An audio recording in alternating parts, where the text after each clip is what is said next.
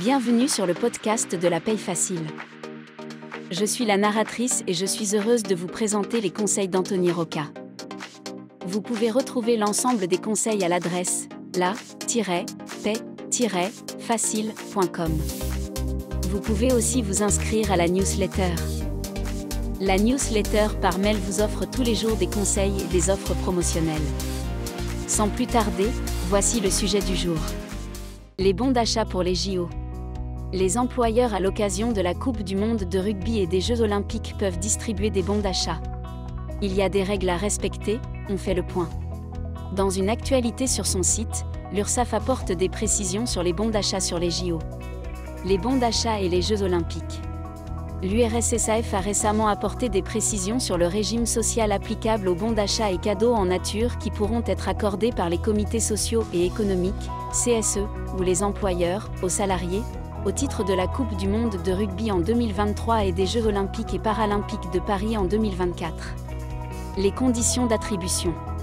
Pour être exemptés de cotisations sociales, ces bons d'achat et cadeaux en nature doivent respecter certaines conditions.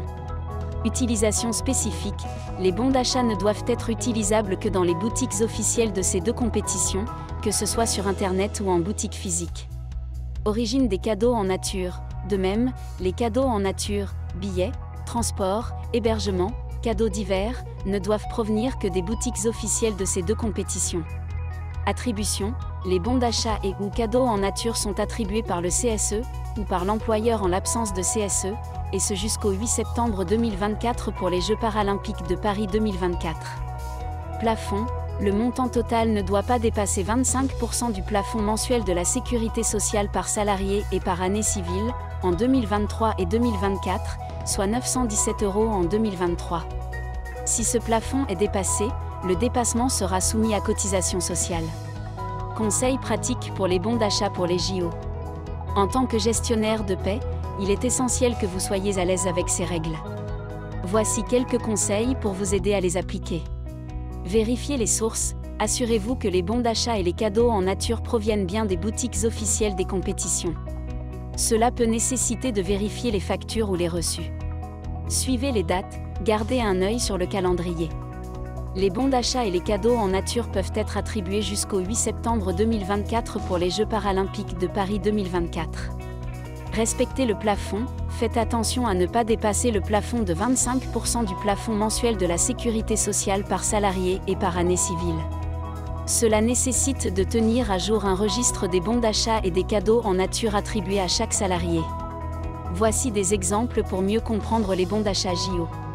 En 2023, un salarié reçoit du CSE de son entreprise des bons d'achat pour les JO de Paris 2024 d'une valeur de 917 €, utilisables dans les boutiques officielles. Ce bon d'achat est totalement exonéré de cotisations sociales. En 2024, ce même salarié reçoit un cadeau en nature sous la forme d'un hébergement pour la durée des Jeux paralympiques de Paris 2024. Cet hébergement, d'une valeur totale de 900 €, a été réservé via les boutiques officielles.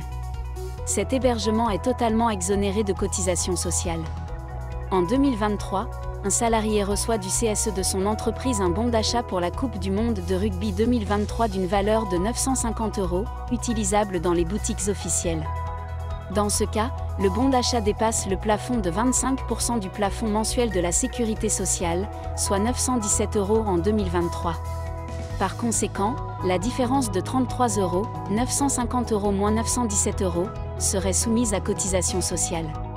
En 2024, ce même salarié reçoit des billets pour assister à des épreuves des Jeux olympiques. Ces billets, d'une valeur totale de 900 €, ont été achetés auprès d'un revendeur non officiel. Dans ce cas, même si la valeur des billets est inférieure au plafond, ils ne sont pas exonérés de cotisation sociale car ils n'ont pas été achetés dans les boutiques officielles. Pour recevoir tous les jours des conseils et des offres promotionnelles pour réussir à devenir gestionnaire de paye, abonnez-vous à la newsletter d'Anthony Rocca.